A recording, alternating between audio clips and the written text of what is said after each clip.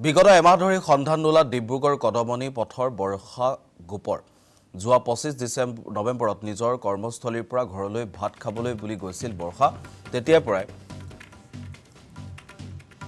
সন্ধানহীন হৈ আছে বৰ্ষা গোপ নামৰ যুৱতী গৰাকী। দৰিদ্ৰ পৰিয়ালৰ বৰ্ষাৰ ডিব্ৰুগড় আৰক্ষী প্ৰশাসনে কোনো সুসূত্ৰ উলিয়াব পৰা নাই। দুখত ভাগি পৰিছে যুৱতীগৰাকীৰ পিতৃ মাতৃ। আৰক্ষী প্ৰশাসনৰ কাষ চাপিও কোনো ধৰণৰ সুদুত্তৰ পোৱা নাই পিতৃ মাতৃয়ে। উপ আৰক্ষী অধীক্ষকক লগ ধৰি ক্ষোভ প্ৰকাশ অভিভাৱকৰ।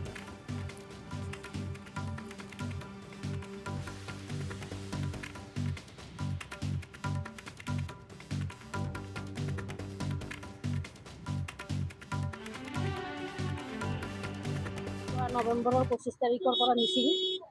আমি সব জায়গাতে ট্ৰাই কৰি আছো, পুলিচেও কৈছে আমি বিচাৰি আছো, একো হেৰি পোৱা নাই। আমিও ক'তো ক্লু পোৱা নাই যে ছোৱালীজনীক বিচাৰি পাম।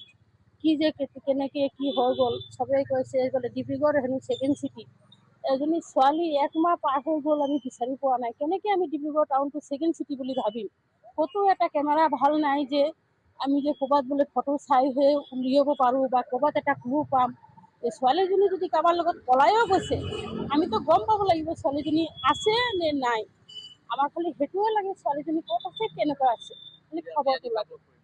এতিয়া আমি এডিচনেল এছপিক লগ কৰিলোঁ, কৈছে আমি ট্ৰাই কৰি আছোঁ। গাঁৱৰ কথা থানাটো আমাৰ দিয়া আছে, সব জেগাতে হেৰি কৰা আছে, এতিয়া ট্ৰাই কৰি আছোঁ বুলি।